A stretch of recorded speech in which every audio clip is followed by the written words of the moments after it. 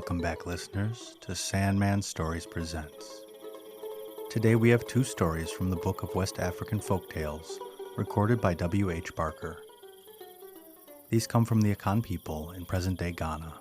In the first story, Anansi tricks Squirrel, but then his own trick is played on him. Poor Anansi.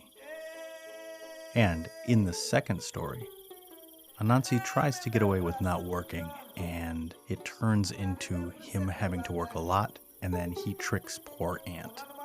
And I changed the story just a bit, just changed one of the characters because the original was kind of picking on somebody, and I didn't like that, so I just changed it a little bit. Okay, let's begin. Story number 1. The Squirrel and the Spider.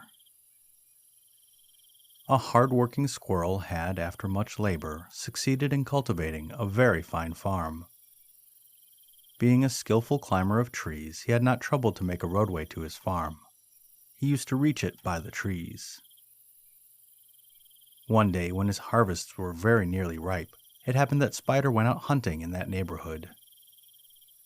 During his travels, he arrived at Squirrel's farm. Greatly pleased at the appearance of the fields, he sought for a roadway to it. Finding none, he returned home and told his family all about the matter. The very next day, they all set out for this fine place, and set to work immediately to make a road. When this was completed, Spider, who was very cunning, threw pieces of earthenware pot along the pathway. This he did to make believe that his children had dropped them while working to prepare the farm. Then he and his family began to cut down and carry away such of the corn as was ripe. Squirrel noticed that his fields were being robbed, but could not at first find the thief. He determined to watch. Sure enough, Spider soon reappeared to steal more of the harvest. The squirrel demanded to know what right he had on these fields. Spider immediately asked him the same question. "They are my fields," said Squirrel. "Oh, no, they are mine," retorted Spider. "I dug them and sowed them and planted them," said poor Squirrel. "Then where is your roadway to them?" said crafty Spider. "I need no roadway, I come by the trees," was Squirrel's reply. Needless to say, Spider laughed such an answer to scorn, and continued to use the farm as his own. Squirrel appealed to the law, but the court decided that no one had ever had a farm without a road leading to it. Therefore, the fields must be Spider's. In great glee, Spider and his family prepared to cut down all the harvest that remained. When it was cut, they tied it in great bundles and set off to the nearest marketplace to sell it. When they were about halfway there, a terrible storm came. They were obliged to put down their burdens by the roadside and run for shelter. When the storm had passed, they returned to pick up their loads. As they approached the spot, they found a great black crow there, with his broad wings outspread to keep the bundles dry. Spider went to him and very politely thanked him for so kindly taking care of their property. "Your property?" replied Father Crow. "Who ever heard of anyone leaving bundles of corn by the roadside? Nonsense! These loads are mine." So saying, he picked them up and went off with them, leaving Spider and his children to return home sorrowful and empty-handed. Their thieving ways had brought them little profit. The end.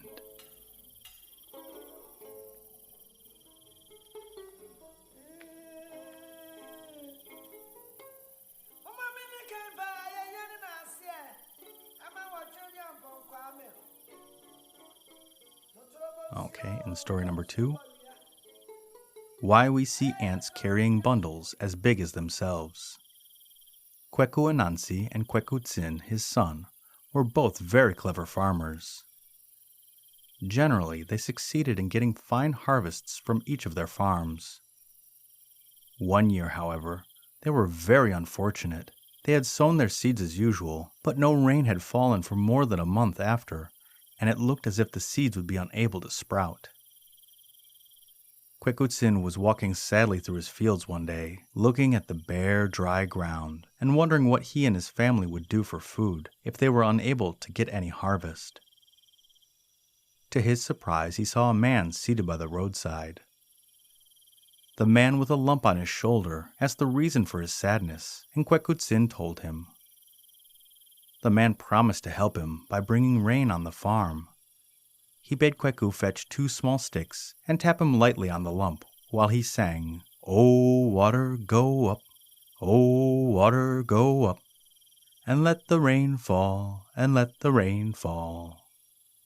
To Kweku's great joy, rain immediately began to fall, and continued till the ground was thoroughly well soaked. In the days following, the seeds germinated, and the crops began to promise well. Anansi soon heard how well Kweku's crops were growing, whilst his own were still bare and hard. He went straight away to his son and demanded to know the reason. Kwekutsin, being an honest fellow, at once told him what had happened. Anansi quickly made up his mind to get his farm watered in the same way, and accordingly set out toward it. As he went, he cut 2 big, strong sticks, thinking, "My son made the lump work with the little sticks. I will make it do twice as much with my big ones." He carefully hid the sticks, however, when he saw the man coming toward him. As before, the man asked what the trouble was, and Anansi told him. "Take 2 small sticks and beat me lightly on the lump," said the man. "I will get rain for you." But Anansi took his big sticks and beat so hard that the man fell down dead. The greedy fellow was now thoroughly frightened, for he knew that the man was a jester to the king of the country, and a very great favorite of his. He wondered how he could fix the blame on someone else. He picked up the man's dead body and carried it to the kola tree.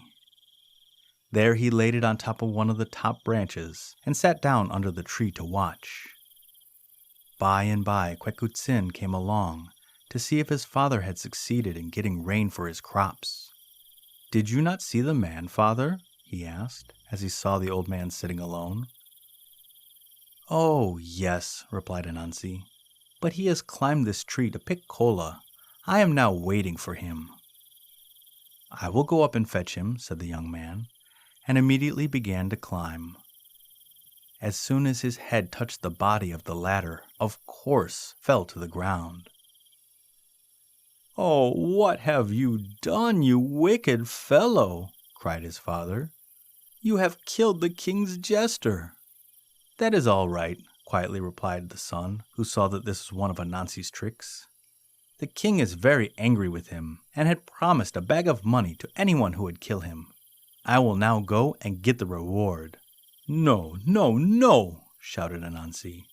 "The reward is mine. I killed him with 2 big sticks. I will take him to the king." "Very well," was the son's reply. "As you killed him, you may take him." Off set Anansi, quite pleased with the prospect of getting a reward. He reached the king's court, only to find the king very angry at the death of his favorite. The body of the jester was shut up in a great box, and Anansi was condemned as a punishment to carry it on his head forever. The king enchanted the box so that it could never be set down on the ground. The only way in which Anansi could ever get rid of it was by getting some other man to put it on his head. This, of course, no one was willing to do. At last one day, when Anansi was almost worn out with his heavy burden, he met the ant. "Will you hold this box for me while I go to market and buy some things I need badly?" said Anansi to Mr. Ant.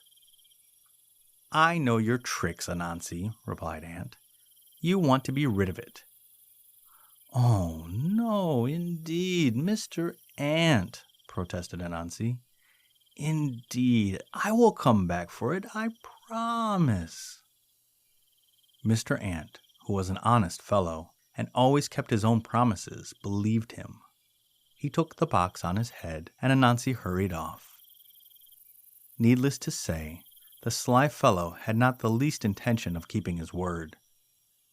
Mr. Ant waited in vain for his return, and was obliged to wander all the rest of his life with a box on his head.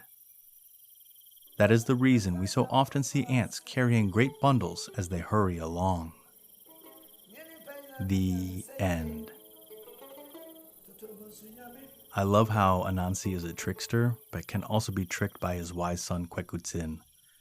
These stories always fill me up with joy. I changed a few words in the second story because there was some old language picking on folks, and I was not comfortable using it in my story, but the original can still be found in the Internet Archive where I got this story. And the podcast shout out is to Scam Kings. This true crime podcast follows financial crimes and the crimes that surround them. Financial crimes can devastate families and destroy lives. Scam Kings covers white and red collar crimes from around the world and attempts to educate the listener so that they would be better informed of what is going on in their economy. Hosted by Kershell, this podcast talks about true crime in a way that isn't covered by the others. And if you like it as much as I do, go and give it a 5-star rating on Podchaser or iTunes. And the listener shout out is to Rose C., the Haitian Mama. Rose is a fellow podcaster who has been tirelessly promoting other indie podcasts, as well as listening to a lot of them. She is raising some wonderful kids with her very involved husband. I just wanted to say a big thank you for the listens and for the feedback. You are a big help to a little podcast. Thank you, and good night.